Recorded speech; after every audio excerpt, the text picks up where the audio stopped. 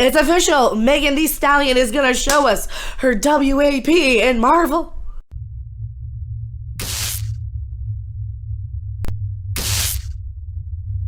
Subscribe or else, and donate and subscribe and more subscribe. Thumbs up, talk, chat. If there's bots in there, report them, because we don't take kindly to fake engagement over here, do we? But you know what does? She-Hulk. You never remember how they fake botted their scores on IMDb, and they gave them a bunch of fake review bomb ups, and to kind of counter out the fake downsies, and they all counteracted themselves. Well, that's nothing. That ain't got nothing. Megan Thee Stallion, the WAP lady herself, from the Ben Shapiro video, wet ass P-word, make that pullout game weak, is going to be showing it to us in Marvel right now. She's going to be showing us her wet ass P-word. She's got a wet ass P-word. That's her wet ass P-word. That's her wet ass P-word. Yeah, you effin' with some wet ass P-word. P-word is female genitalia. Oh yeah, there it is. And is going to be scooting all over She-Hulk so we can hear about how bad student loan debt is and how horrible it is to be a woman and maternity leave and whatever else. And it's empowering, and we can't say anything other than it's empowering. So she is going to be she could be a hero or a villain. Who knows? Who knows? Will she be simulating squirting on camera again, like she did at the VMAs? Or no, it wasn't VMAs. It was the Grammys 2 years ago in 2020. Probably. She probably will be. She is very stunning and or brave in that tight leather fetish wear.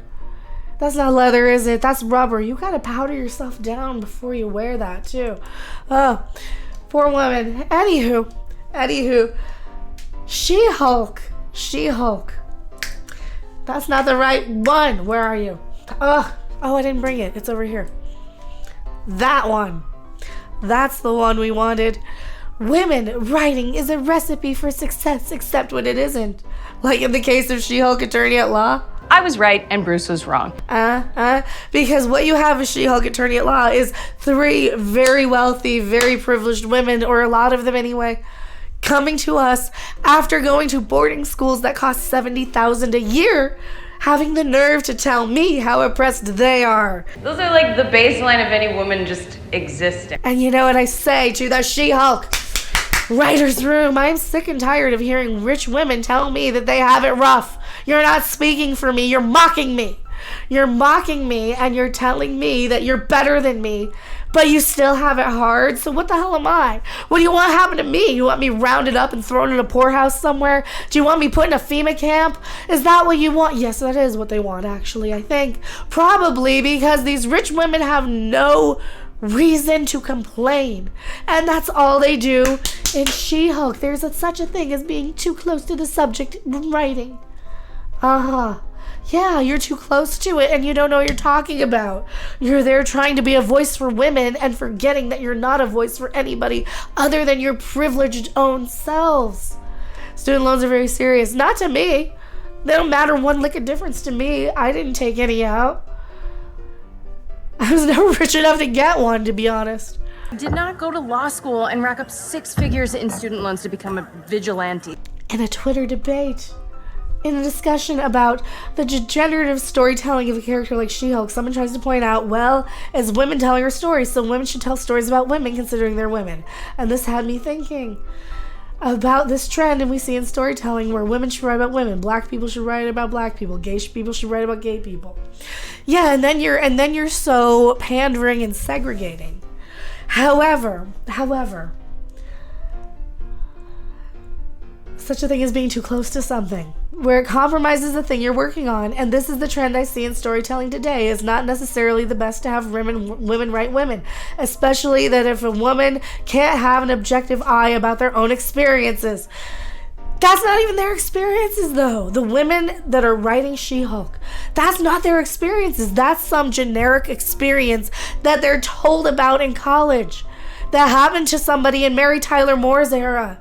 All right? This is something that happened 30 years ago. And now we have other people. I see. Whoa. Oh, gee, you have $200,000 in student loan debt. Yeah, but you're a rich lawyer and you'll have no problem pulling it off and paying it off. Use my law degree that I am still paying off a fortune in student loans for. All right. These women who come from the She-Hulk writer's room are wealth privilege. You have Dana Schwartz. Hi, I'm Dana Schwartz. So, I mean, definitely read through this thread.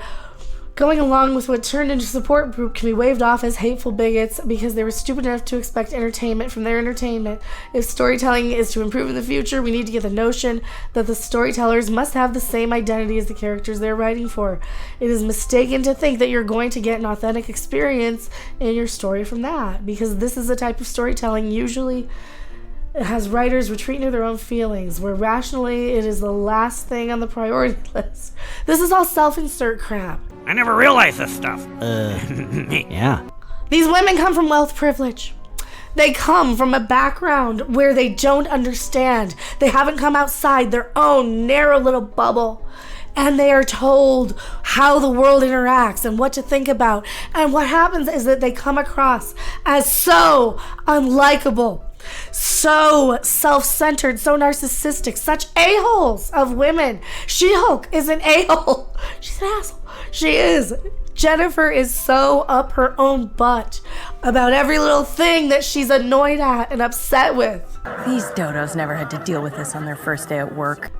Instead of having real life, real world things that can trigger everybody for them to relate to. Oh no, it's about being catcalled? Are you kidding me? Because you were told that women got catcalled walking by construction sites in the 1950s? The She-Hulk writer's room I'm talking to directly. These women come from wealth privilege.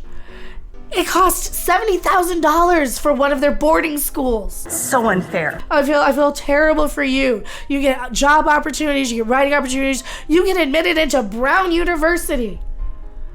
Whereas the rest of us probably wouldn't even get accepted for student loans in the first place. To even go into debt to hear about how horrible it is for these women. All right? They have no real semblance of actual struggle, so everything they're mad about is the most superficial, self-centered crap that they write for Jennifer, and it makes her come off like a C word.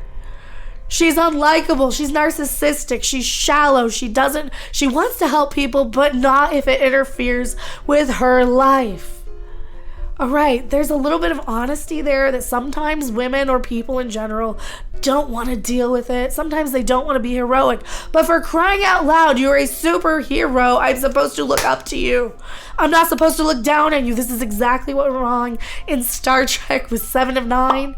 Whereas now she's this horrible, unlikable murderer drunk who's in and out of bed with everybody. It's like, seriously, if my life is better than hers?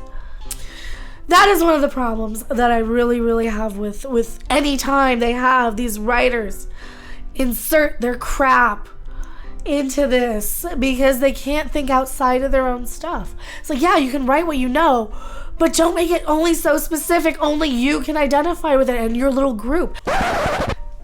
So the entire point of this video was they were trying to defend that women should or shouldn't. I can't remember. Was it should or shouldn't? Who are you? Why are you here? I'm Rob off camera. We're both off camera. We found an article to add to this video halfway through. The whole thing is that they're claiming that women writing for women is a recipe for success. At least, no, I don't want to hear what women have to say about other women. Women hate other women. Listen. Okay. If it was so successful, why is it one of the lowest rated MCU shows on Rotten Tomatoes? Not like we even go by Rotten Tomatoes because we know... Well, Rotten Tomatoes is just an aggregator. They just take everything, they compile it, and they spit out an average. Same as with IMDb. And like Yeah. we saw with the IMDb, they're giving us just as many fake positives as we have fake negatives, so it just kind of balances out. See, here's how I use Rotten Tomatoes. I just don't look at the score. I take a look at the score. Okay, that's the score. Now, what's behind the score? And I go to the individual reviews. The individual reviews have been somewhat less than favorable. Even the ones that seem positive are kind of not. Yeah, mostly positive scores, but compared to the other cinematic universes, it doesn't rank so well. And they won't let these shows fail either. They'll fake review bomb them up like they did with IMDb, or they'll put an article out there so a bunch of gullible people are I'm helping. We're gonna get back at those racist sexists who don't like women. Oh, okay. It's like, you mean women? Women don't like women. Well, like Chris Rock said, women hate other women. They do. It's not a secret. It's like not, nobody like they're keeping this great big secret that women don't like other women. Remember, I'm dating myself, but remember Dynasty? Yeah. Ooh, boy, they hated each other on that show. Well, yeah, because it's competitive, it's cutthroat. Yeah. You're down to your basic survival instincts, and this is why it's so insulting for these women to tell me what they think is important. Okay, you know what? But here's what I think. I think that this is all in defense of Jessica Gao. Okay, because she is the quote unquote showrunner on this deal, and this show is pretty bad. Now, okay, there's a chance, we're only 2 episodes in, there's a chance it could get better, but the way it's tracking, I don't see that happening. This show is, the first episode was, there were some things in it There's good and bad in every one of these episodes, but it just ruins itself with this social commentary, like student loans, healthcare, maternity leave, like you'd ever use it. Okay. No, she wants an abortion. She doesn't want to go off and have a baby because she's a strong, independent career woman. She doesn't even want to take time out of her busy day to help somebody. You mean she gets knocked up and she gets out of it? Yes, at the clinic where they give abortions. Go listen to Vinny and the Stardusters. We've been listening to a lot. I had to work that in. It's just hysterical. That's to the tune of Chumbawamba's Tub Thumping, and it's great. Okay. Definitely go listen to it. It's other album, Music for Assholes, I think. The show's low audience score on other platforms like IMDb is cited as evidence of review bombing. I don't think... Positive. It's review bombing positively. They do this every time, and we've covered this with She-Ra, with all the way back to Star Wars. What was some Star Wars animated Last Jedi or whatever? Well, not even Last Jedi. There was like an it was one of those animated ones. It was one of those animated ones. Okay, Ms. Marvel being the top-rated MCU show. Ms. Marvel! That's another one that's written by women. I don't think Ms. Marvel... Listen... it doesn't deserve to be one of the highest. No, it doesn't. It was awful. Okay, but the whole thing is this. Nobody cared enough to review bomb it negatively. Okay, you ever see the Olympics, like some of those events where they have judges? What you do is you take the high and the low and you throw them out. You take the high scores, take the low scores, and you throw them out. Then you average out the rest of them. Because I think She-Hulk should fairly be sitting around a 62. I think... Because there's some good and there's some bad. To me, it should be sitting anywhere between, 62 and maybe 57. Because this show is not good. The CGI is dodgy. The storyline is pretty weak, and we don't even know what the story is yet. She's gonna defend Abomination. Abomination, but from who? Why? I mean, is coming up for parole? What is? We don't even. They haven't given us enough. They don't know how to write lawyer shows. No, they don't know. They don't know how to write court scenes. They probably didn't even ask somebody. I doubt there's technical advisors on this. Well, why would you ask somebody? You're a strong, independent woman. You can do everything yourself. Isn't Dana Schwartz a lawyer or something like that? No, she was a YA writer. Oh, she's a YA writer. Oh, yeah, there you go. So, but you think they say, go call somebody from the legal department and see what they have to say. Show them the script, see what they have to say. You think they'd even do that? No, they didn't. And this show is just, I hate to say it, it's a lawyer show 1 minute, it's a family sitcom the next, it's a superhero show, it's a meandering mess is what it is. It is a rudderless, directionless, meandering mess. But women are in charge, and this is what happens when you get women in charge. They go off in a lot of different directions and have no idea what they want to do? Yeah. Oh, okay. And I'm thinking Jessica Gao got lauded for her episode of Rick and Morty called Pickle Rick. Ugh. I'm not sure how much she actually had to do with that. She probably saw her kids' memes or something. She was probably watching kids or nephews play in VR chat or something, and somebody probably came up with it, like the Ugandan Knuckles, do you know the way? She's basically a memester. She had one meme that took off. Pickle Rick, yeah, pretty much. I mean, I could picture her in the Rick and Morty writing room, saying, well, Rick's a scientist. What if he turned himself into a pickle to get out of a family therapy session? That's stupid and idiotic, and you should probably never work in TV ever again. Or she said, well, what if Rick has to get out of a family therapy session? Because knowing her, who knows what happened in that writer's room. But like I said, there was one good idea, and then they ran with it. And now we're seeing what happens when she's in charge. Now, I'm not saying this because she's a woman. I'm saying this because she's a bad writer. Yeah. Like I said. Well, this is a 6-minute pickup. So. And comparing, yeah. But we have a lot to say. Comparing it to Ms. Marvel, that's a dead end right there. So anyway. Yeah, and of course bringing Megan Thee Stallion in will fix everything because she can show us her wet-ass P word. Oh, God. So, yeah, obviously one of them is a big fan of Megan Thee Stallion and thinking, wouldn't it be empowering if Megan Thee Stallion was in it talking about her wet-ass P word? No, it's gross and yucky. Yes. Bring a bucket and a mop for this wet-ass P word. Oh, God. That's it. Like I said, this show is rapidly running down a dead-end cul-de-sac of ideas.